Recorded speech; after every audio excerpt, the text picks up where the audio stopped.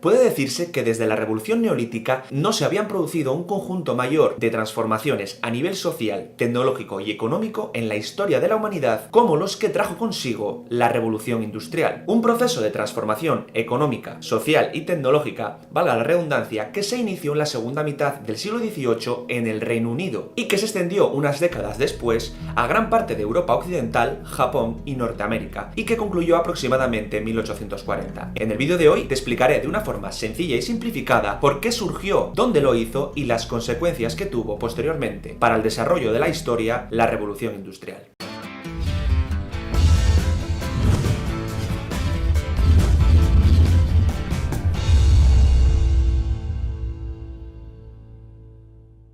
Para hacerlo más comprensible he decidido organizar este tema en base a tres grandes preguntas. ¿Cuáles fueron las causas de su aparición en Inglaterra y no en otro lugar? ¿Qué trajo consigo la Revolución Industrial? ¿Y qué consecuencias tuvo para el desarrollo histórico posterior? Para entender su aparición tenemos que matizar cuál era el sistema político que dominaba en casi toda Europa en el siglo XVIII, el antiguo régimen, basado en monarquías absolutistas en las que no existían derechos civiles y donde todos los ámbitos del gobierno de la nación quedaban en manos de las decisiones arbitrarias del monarca de turno. Vamos, que gobernaban haciendo lo que les daba la real gana y nunca mejor dicho. Sin embargo, en Inglaterra se conjugaron una serie de causas políticas, económicas y sociales que permitieron el desarrollo de este fenómeno histórico. A nivel político, principalmente tenemos que remontarnos a finales del siglo XVII, cuando la monarquía absoluta de Jacobo II pasó, tras una guerra civil y el triunfo de la Revolución Gloriosa de 1688, a una monarquía parlamentaria basada en el pensamiento del liberalismo ideado por John Locke, en el que los estados estarían regidos por constituciones donde se consagraría la división de poderes, las libertades individuales y el derecho a la propiedad privada, algo que creó seguridad jurídica para las inversiones privadas, naciendo en las ciudades una nueva y pujante burguesía capitalista, es decir, la clase social que partiría la pana en todo este proceso. A nivel económico, antes de empezar la propia revolución industrial, en Inglaterra tuvo lugar también una revolución agrícola, basada en la introducción de nuevas formas de propiedad, en las que el empresario agrario empezó a explotar las parcelas de forma capitalista, introduciendo mejoras técnicas como las del ingeniero agrónomo Jethro Tull, y desarrollando nuevos métodos de cultivo como la agricultura intensiva y especializada, que trajo consigo un incremento de la productividad y una menor necesidad de mano de obra en el campo, algo que contribuyó al éxodo rural hacia la ciudad. A esto también se añadió un imponente imperio colonial en América y Asia, que expandió el comercio internacional. También una moneda estable, la libra, un sistema bancario bien organizado, consolidado con la fundación del Banco de Inglaterra en 1694. Así como la disponibilidad en su propio territorio, y esto es muy importante, de materias primas fundamentales, como es el caso del carbón, para poner en marcha la revolución. A nivel demográfico y relacionado con los dos puntos anteriores, fruto del aumento de las reservas de comida gracias a la mejora del rendimiento de la agricultura y los avances en ciencias como la medicina, se produjo un espectacular aumento de la población en Inglaterra, que retroalimentó el éxodo rural del que os hablé antes, formándose en las ciudades un ingente proletariado urbano sin el cual la revolución jamás habría podido ponerse en marcha.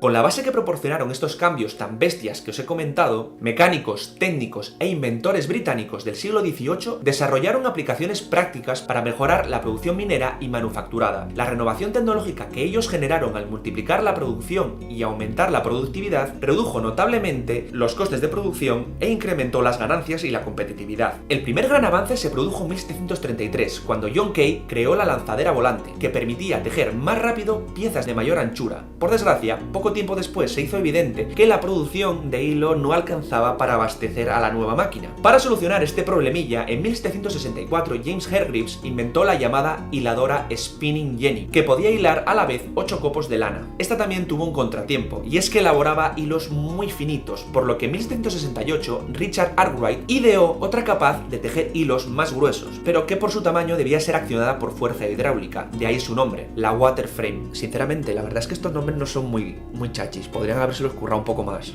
¿o no? Bueno, a lo que iba. Fue Samuel Crompton quien finalmente, tras perfeccionar los intentos anteriores, creó una nueva máquina de hilar conocida como mule, o mula en castellano, siendo el resultado de la fusión de las anteriores. Rollo Dragon Ball, ya me entendéis. Tras esto entró en escena James Watt, el inventor de la máquina de vapor, un artefacto que cambiaría de manera radical el mundo. La introducción del maquinismo en el proceso de producción textil desde 1785 hizo que la cantidad producida se duplicase en poco tiempo, y la cosa cosa se disparase como cuando echas una pastilla de Mentos en una botella de Coca-Cola. Esto hizo que empresarios dedicados al textil comenzasen a concentrar las nuevas máquinas hiladoras y tejedoras en un mismo edificio, uniformando la producción, supervisando directamente el trabajo y dividiendo las tareas de sus trabajadores, naciendo así las fábricas modernas. Tras esto, una cosa llevó a la otra y el aumento de la producción provocó a su vez el desarrollo de otras áreas de la industria, como es el caso de la minería, de la que saldrían dos materias primas básicas en este proceso, el carbón y el hierro. Las fábricas, al utilizar máquinas de vapor y no necesitar la fuerza hidráulica, se instalaron en las ciudades, surgiendo alrededor de ellas los primeros barrios obreros, en los que se estableció el proletariado que trabajaría posteriormente en ellas, comenzando a padecer unas condiciones laborales extremadamente duras y lamentables, pues no existía ninguna legislación que protegiese sus derechos, es decir, estaban, como quien dice, con el culete al aire frente a sus empleadores. Además, la necesidad de acercar las materias primas a las fábricas y de facilitar la salida de los productos fabricados hacia los lugares de venta contribuyó al desarrollo y mejora de las vías de comunicación con las ciudades, como los caminos, los canales y las carreteras, así como la mejora de las rutas comerciales a través de los ríos y el mar. Como Inglaterra estaba en una isla, esto no fue un problema, es más, fue una ventaja. Este transporte marítimo y fluvial se consolidó por los avances tecnológicos, como la invención del barco de vapor movido por palas a inicios del siglo XIX y la proliferación de los barcos con casco de metal movidos por hélices a partir de los años 30 de ese mismo siglo. Esta necesidad también dio origen a la invención de otro medio que a partir de 1825 daría lugar a una nueva etapa de la revolución y transformaría las comunicaciones no solo a nivel europeo sino mundial, el ferrocarril. Este fue registrado oficialmente con la inauguración de la primera ruta ferroviaria recorrida con la famosa locomotora Rocket, patentada por Stephenson en 1829 y que unió las ciudades inglesas de Manchester y de Liverpool.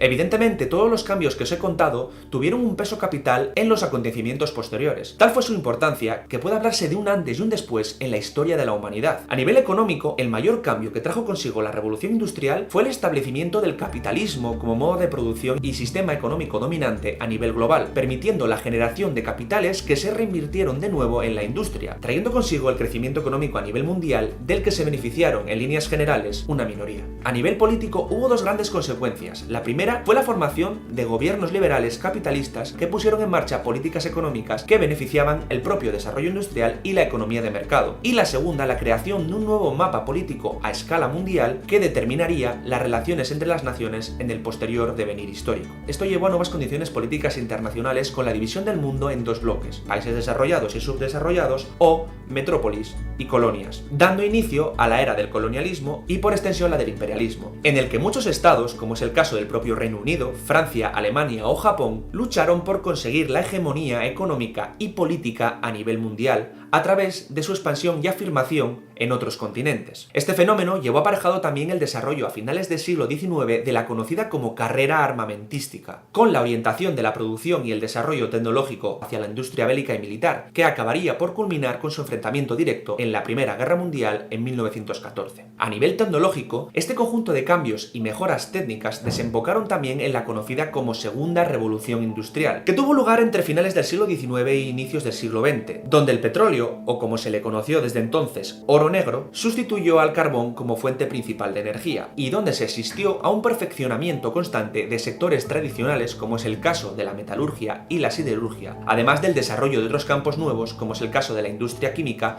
y la industria eléctrica, en la que hubo verdaderas leches entre los empresarios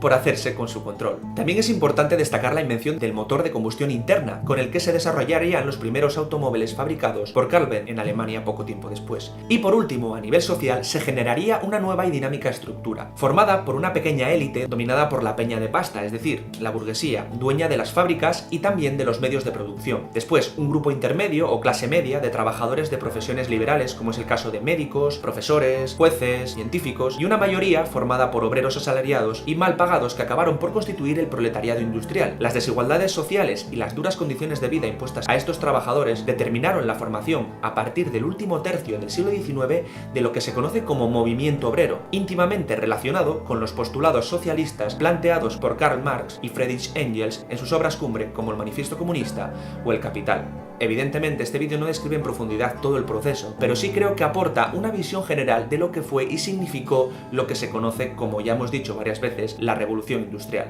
Y una vez dicho esto, es vuestro turno. Tenéis el cajón de comentarios para dejar vuestras opiniones, vuestras preguntas, vuestros pareceres, que siempre son bienvenidos en el canal. Espero que este vídeo os haya servido de utilidad y os haya gustado, y si es así, pues lo apoyéis con vuestro pulgar arriba y también compartiéndolo en vuestras redes sociales. Muchísimas gracias por estar aquí una vez más. Nos vemos la semana que viene con más historia